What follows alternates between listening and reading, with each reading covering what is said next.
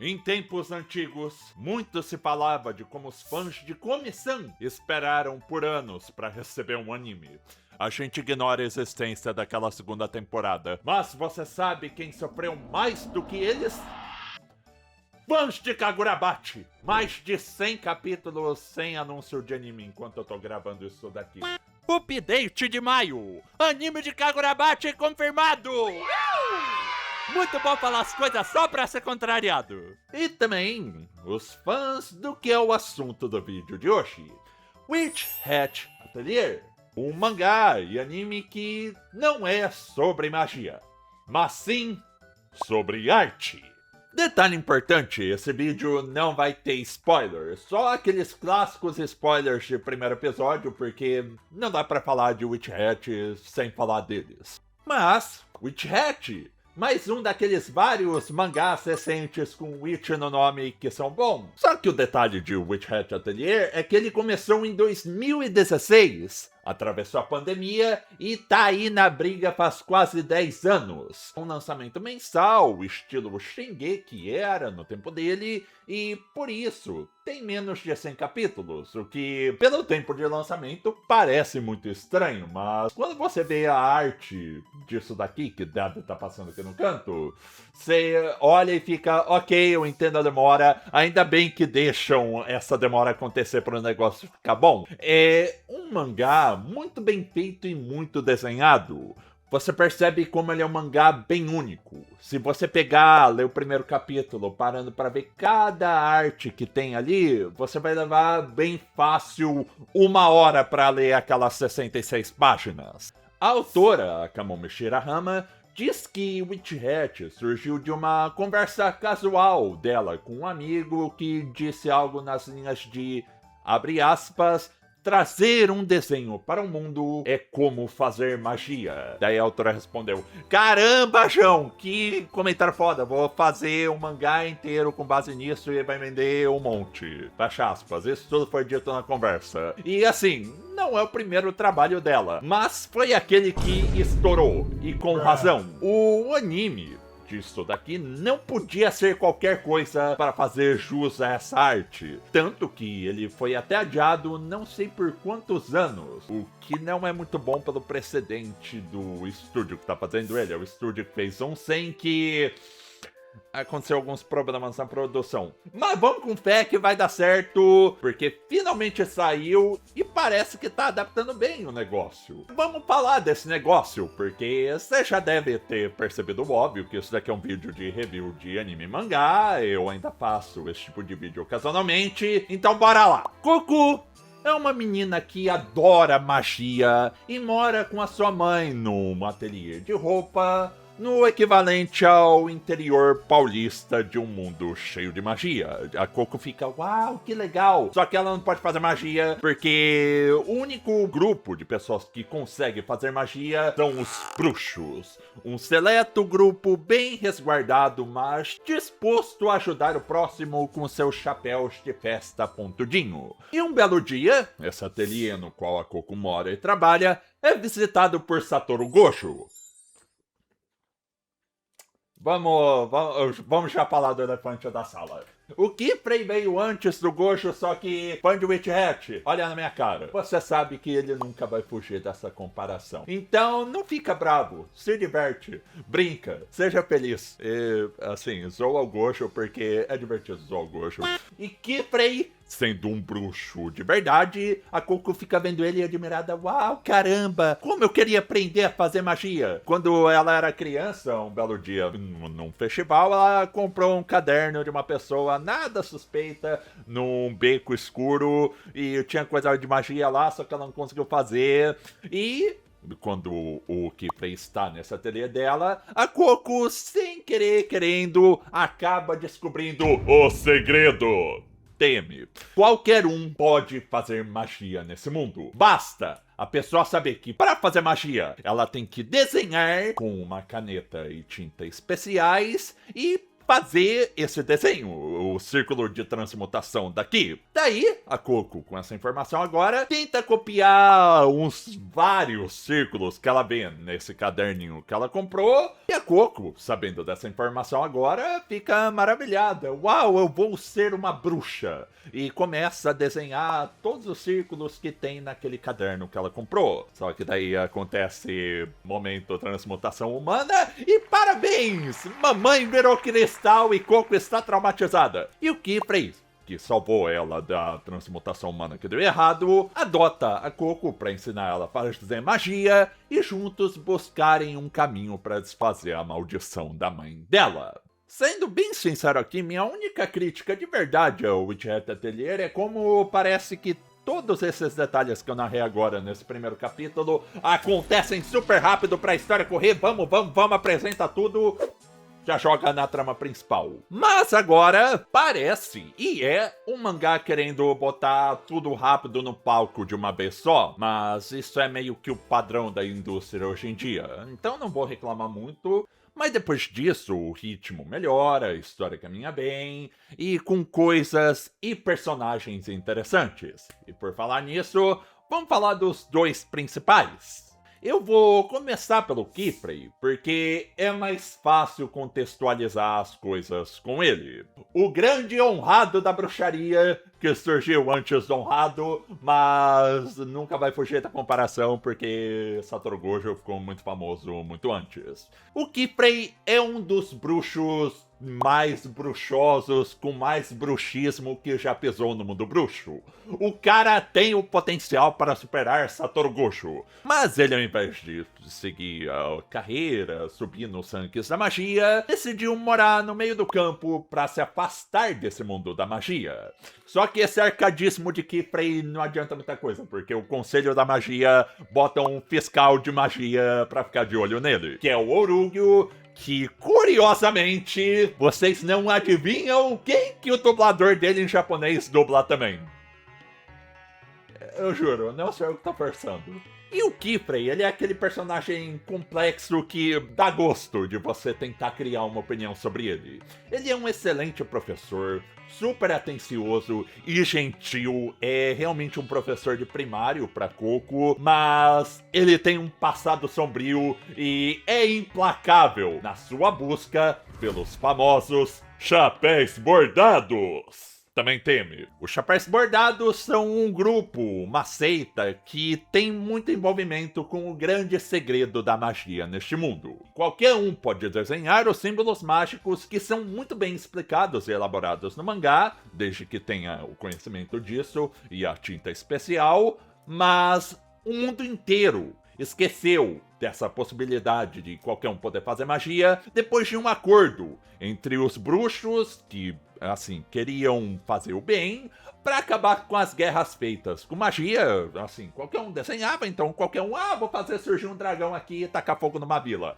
Acontecia. E no que ficou conhecido como Dia da Conspiração, esse grupo de bruxos do bem usou uma magiazona pra apagar a memória de todo mundo que não era bruxo, que qualquer um podia fazer bruxaria. E os dois principais pontos da magia depois desse dia ficou sendo que quem sabia fazer magia ia ajudar o próximo sempre que possível, e 2, não repetir os erros do passado.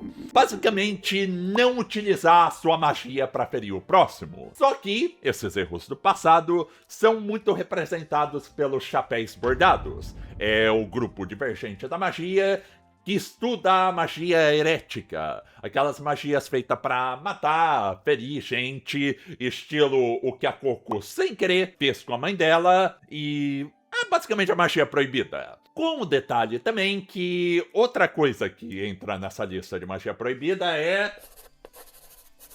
você não pode fazer tatuagem nesse mundo. É expressamente proibido desenhar magia na pele de outra pessoa, independente do contexto. Então, assim, se você precisa fazer uma magia pra alguém, você faz em peça de roupa, objetos, mas nunca direto na pele. E o Kifrey, na verdade, ele tem uma história bem íntima com o grupo dos Chapéus Bordados, e ele busca vingança sozinho contra esse grupo. E o primeiro motivo pelo qual Kifrey adota a Coco como aprendiz não é venha aprender a beleza da magia e vamos salvar a sua mãe. Também.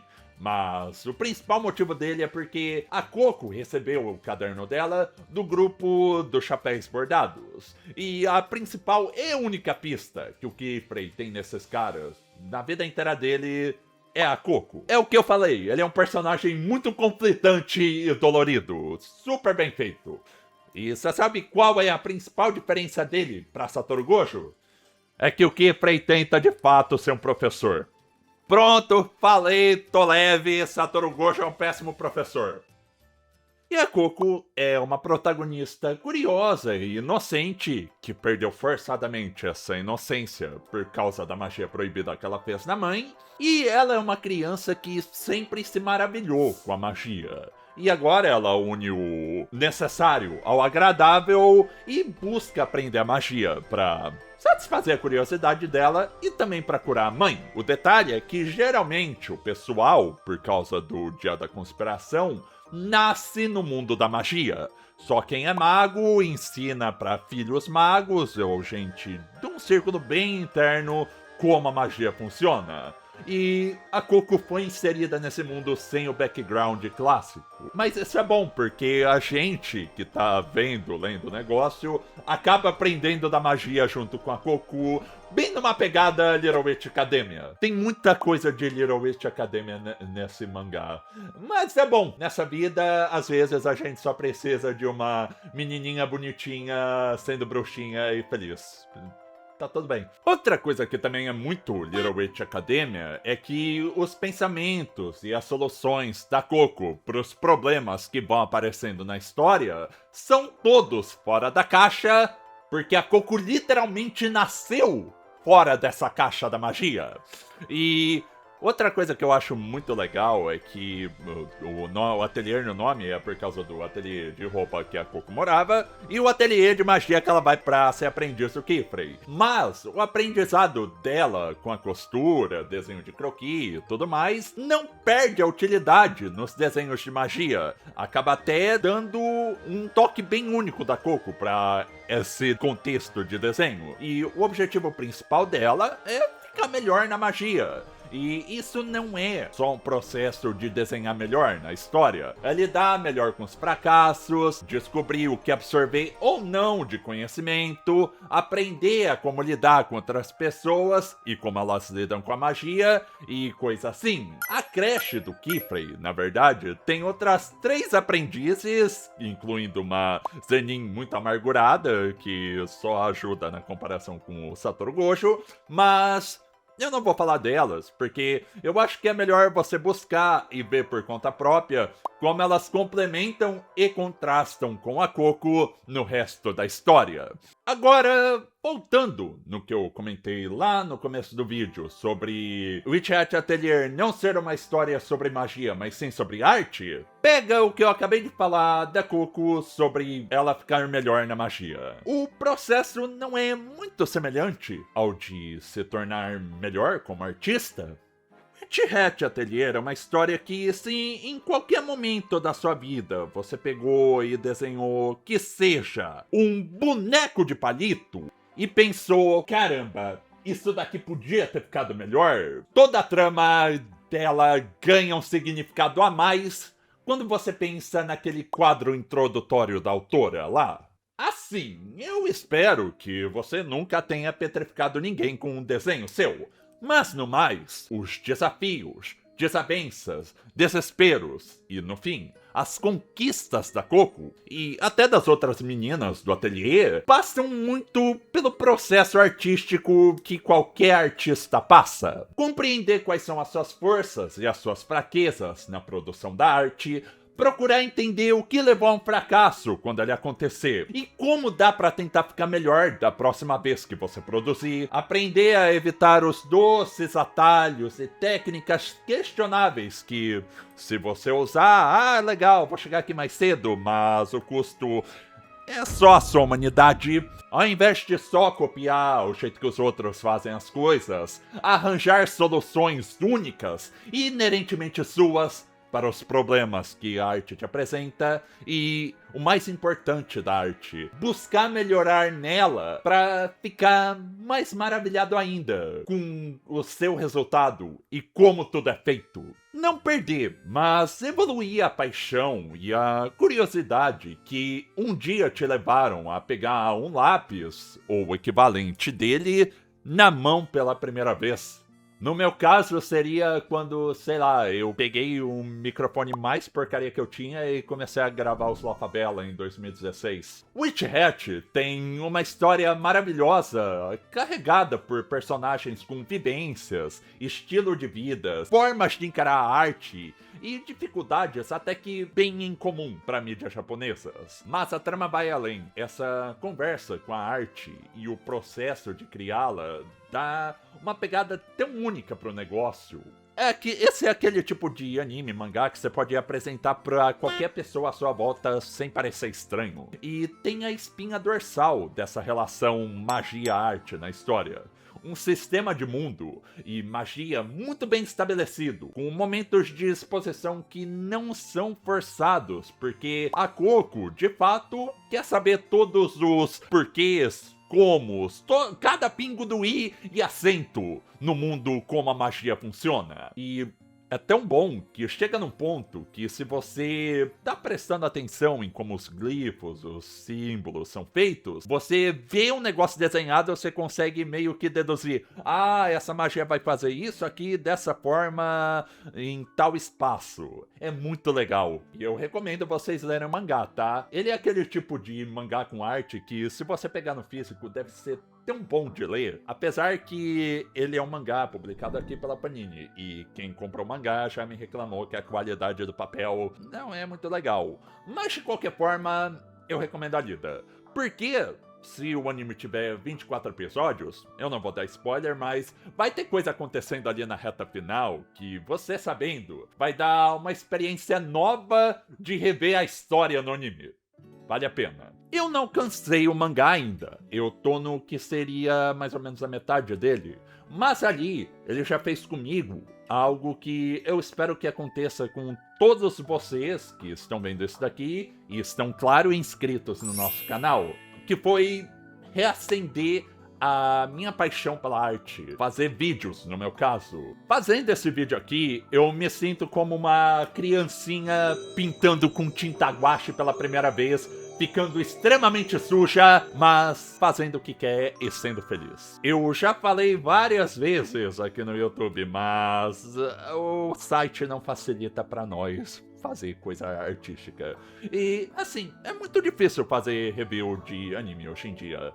Mas aqui estamos, porque Witch Hat Atelier é um mangá e um anime que merece. É uma história sobre magia que não é sobre magia, mas sim sobre a coisa mais próxima de magia que nós temos na vida real, que é a arte. Que cada vez mais nós, pessoas, não podemos deixar morrer, e vocês sabem muito bem o porquê, ou os porquês. Então assista esse anime, leia esse mangá, e lembre-se que, independente da qualidade ou da sua experiência, você pode e merece ser feliz fazendo arte. A não ser aquela arte do Bowser inchado peidando fogo. Aí, sinceramente, você merece a espada de prata. Uma referência extremamente obtusa, mas necessária por bruxo e tal. Por que eu fui lembrar da arte do Bowser? Eu não devia. Enfim, por hoje é isso. Eu espero que vocês gostem o tanto que eu gostei de Witch Hat. Assiste o vídeo que tiver recomendado nesse canto aqui, eu acho. Muito obrigado pela atenção. Falou! Até a próxima! E é muito legal poder fazer review de anime. Eu espero fazer isso mais vezes e continuar produzindo vídeo. Tchau! Falou!